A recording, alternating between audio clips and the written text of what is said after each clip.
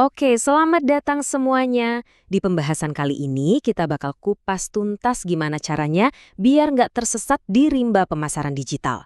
Karena jujur aja nih, ini bukan soal siapa yang paling kencang teriaknya, tapi siapa yang paling pintar mainnya. Yuk kita langsung mulai.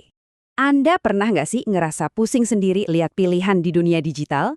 Platformnya banyak banget, trennya ganti-ganti terus. Ujung-ujungnya kita kayak teriak di pasar tapi nggak ada yang dengerin. Bener kan? Nah, disinilah kuncinya. Banyak yang mikir sukses itu harus ada di mana-mana, di semua platform. Padahal bukan itu intinya. Sukses itu soal punya strategi yang cerdas dan fokus. Jadi kita milih dengan sengaja mana yang benar-benar ngasih hasil buat bisnis kita. Oke, pertanyaannya sekarang, gimana caranya pindah dari yang tadinya serba acak jadi punya strategi yang jelas? Jawabannya, kita butuh blueprint atau cetak biru. Ini bakal jadi fondasi buat semua keputusan marketing kita nanti. Poin paling pentingnya tuh gini, strategi yang bagus itu bikin semua yang kita lakukan jadi punya tujuan. Jadi postingan medsos kita tujuannya buat awareness. Dari situ, audiens kita arahin ke email yang isinya edukasi. Terus dari email, kita dorong mereka buat beli. Semuanya nyambung, kayak mesin yang udah dipoles oli, jalan bareng buat capai satu tujuan besar. Kita masuk ke pilar pertama, memilih channel atau saluran. Gampangnya gini, sebelum mikirin mau ngomong apa, kita harus tahu dulu mau ngomong di mana. Ini soal milih arena bermain yang paling pas. Coba deh lihat, peta digital ini nunjukin betapa banyaknya pilihan kita. Tabel ini keren banget, nge-breakdown alat komunikasi yang tadinya tradisional jadi versi online ya. Contoh ya, sales itu sekarang nggak cuma di toko fisik, tapi bisa lewat live chat di website. Atau public relations, sekarang bisa banget lewat influencer. Promosi penjualan bisa lewat program loyalitas digital. Setiap baris di sini itu ibarat arena baru yang bisa kita jajal. Lihat sebanyak ini pilihan, wajar kalau jadi bingung kan? Nah, pertanyaannya sekarang, dari segitu banyak pilihan, kita harus fokusin tenaga kita kemana sih? Kuncinya adalah simplifikasi. Ada 3 hal yang perlu kita pikirkan. Pertama, audiens kita ngumpulnya di mana? Kalau mereka di TikTok, ya jangan buang-buang duit di LinkedIn, samperin mereka di sana. Kedua, channel yang kita pilih itu mendukung customer journey dari awal sampai akhir nggak? Kita butuh satu channel buat bikin orang kenal, satu lagi buat ngeyakinin mereka beli. Dan yang terakhir, semuanya nyambung nggak? Kampanye online harus sejalan sama yang offline, biar pengalaman customer jadi mulus. Oke, channel udah beres. Sekarang kita lanjut ke pilar kedua. Setelah tahu mau main di mana, kita harus putusin mau ngomong apa.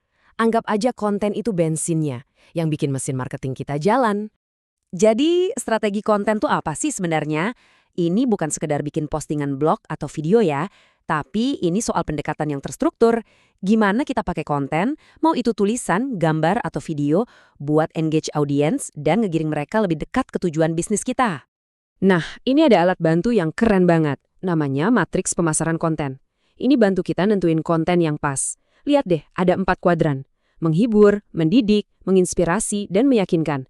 Kalau mau menghibur, ya bikin video viral. Kalau mau mendidik, bisa rilis data atau laporan industri. Mau menginspirasi, tunjukin testimoni pelanggan. Dan buat meyakinkan, bikin studi kasus yang detail. Jadi setiap konten yang kita buat punya tujuan yang spesifik. Biar konten kita selalu kena sasaran, coba deh pakai framework BEST ini. Gampang kok. B itu behavioral.